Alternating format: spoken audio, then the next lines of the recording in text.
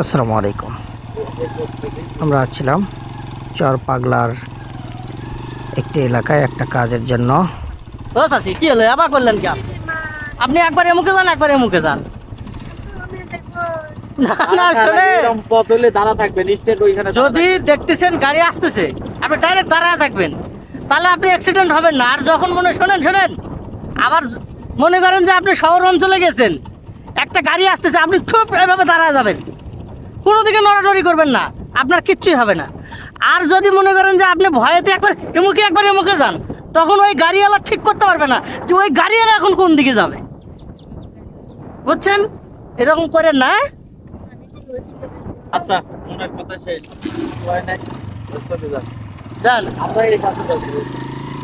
আলহামদুলিল্লাহ, যাই হোক, অনেক বড় একটা ঝামেলা থেকে বেঁচে গেলাম। বাঁচানোর মালিক আল্লাহ, আলহামদুলিল্লাহ।